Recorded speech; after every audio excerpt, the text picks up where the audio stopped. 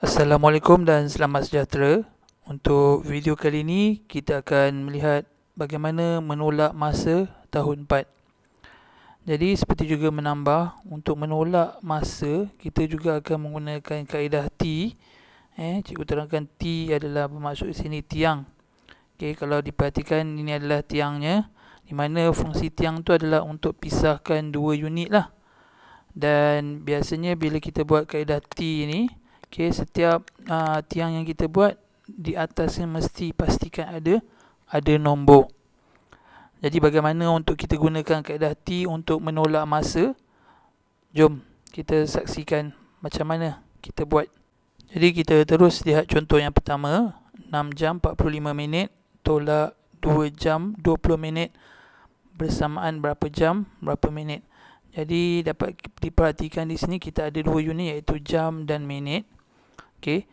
Terus sahaja kita buat T itu, tiang, seperti ini, seperti huruf T kecil lah. Apa fungsi dia adalah untuk memisahkan dua unit. Kita ada jam dan minit. Perlu diingat setiap kali kita membina tiang ni, pastikan ada nombor di atas tiang lah. Jadi macam nak tentukan nombor atas tiang, kita lihat dua unit yang terlibat lah, jam dan minit. Dan kita tahu perkaitannya adalah 1 jam bersamaan 60 minit. Maka nombor di atas tiang adalah 60. Setelah selesai meletakkan nombor, kita masukkan sahaja soalan tu pada bentuk lazim ni lah. Kita ada 6 jam 45 minit tolak 2 jam 20 minit. Biasanya untuk soalan menolak dengan menggunakan kaedah T ni, cikgu selalu tekankan kepada murid agar kita melihat pada unit yang belakang ni, kita baca dulu. Macam mana? 45 minit tolak 20 minit. Jadi 45 tolak 20. Jadi 45 boleh tolak 20 lah, tak ada masalah. Jadi kalau tak ada masalah, kita terus saja menolak seperti biasa. Kita lihat kat sini, 5 tolak sifar, kita akan dapat 5. Kemudian 4 tolak 2, kita dapat 2 lah. Selesai pada minit, kita lakukan penolakan pada unit yang di hadapan lah, iaitu unit jam. Jadi 6 tolak 2, kita akan dapat 4. Maka inilah jawapan akhirnya. Kita akan perolehi jawapan 4 jam 25 minit. Sekarang kita lihat contoh kedua. 6 minggu 2 hari tolak 1 minggu 6 hari bersamaan berapa minggu berapa hari. Jadi kita ada unit minggu dan hari. Kita terus sahaja buat tiang di sini untuk memisahkan unit yang terlibat. Kita ada unit minggu dan hari. Jadi kita letak saja minggu, hari. Kemudian jangan lupa nombor di atas tiang. Baik, untuk minggu dan hari, nombor di atas tiang adalah nombor, ya betul, 7.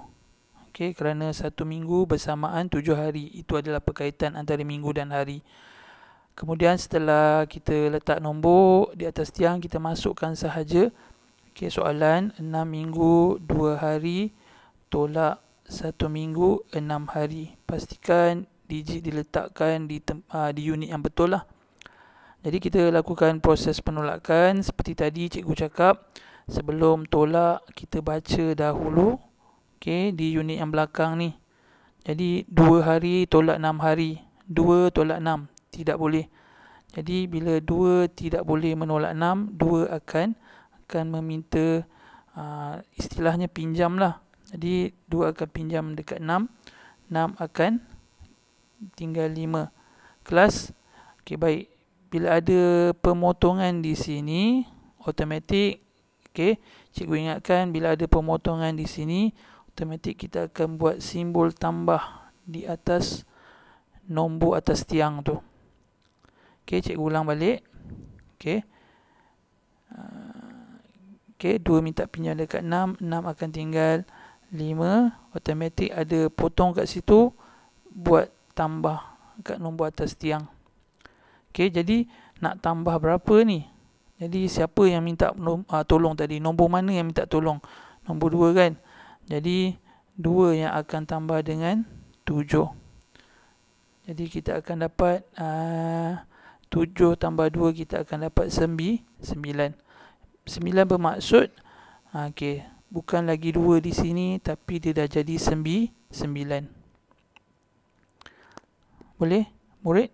Jadi biasanya bila kita dah bagi pinjam, kita boleh melakukan penolakan. Jadi kita lihat sekarang dekat hari ni kita ada 9 tolak 6, bukan 2 lagi lah. Jadi 9 tolak 6 kita akan dapat 3. Jadi pada minggu kita lihat 5 tolak 1 kita akan dapat 4. Jadi jawapannya adalah 4 minggu 3 hari.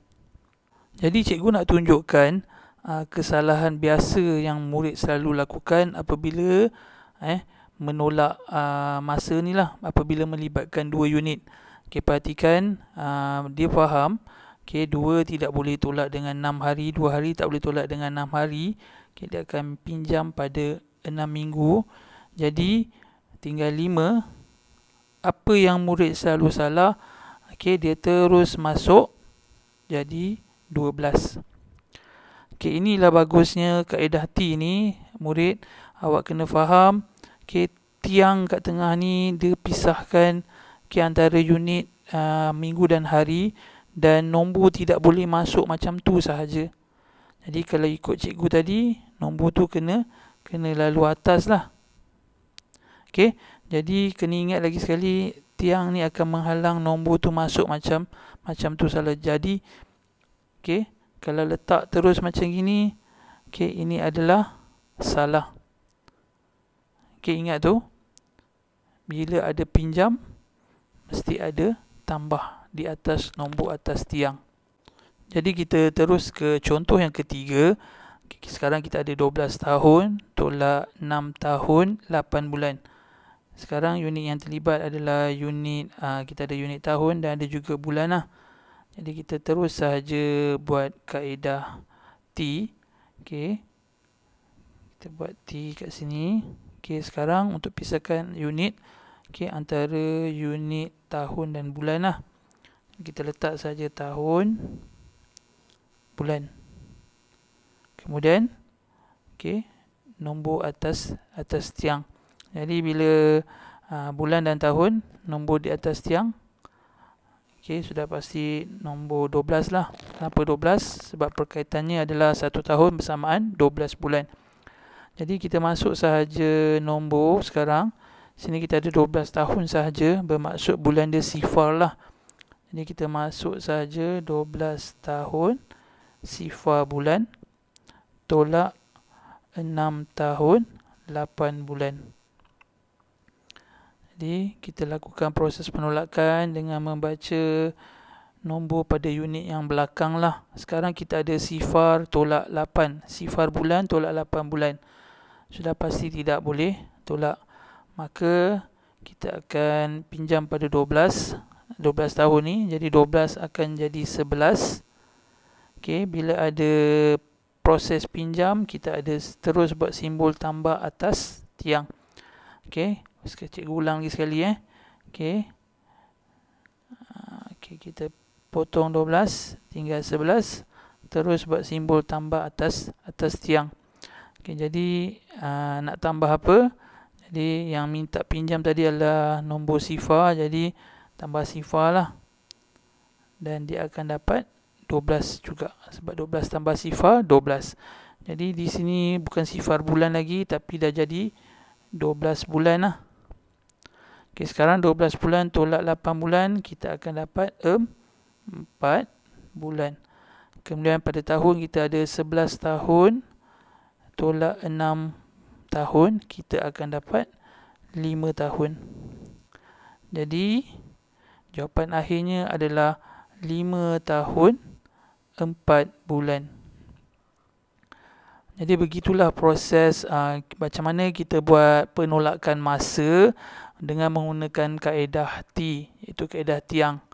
Okey, cikgu ulang balik. Kalau dia melibatkan, kita ulang kaji sikit. Kalau melibatkan dekad dan tahun, okey, sini dekad, sini depan ni dekad, belakang ni tahun, sudah pasti nombor atas tiang adalah nombor 10.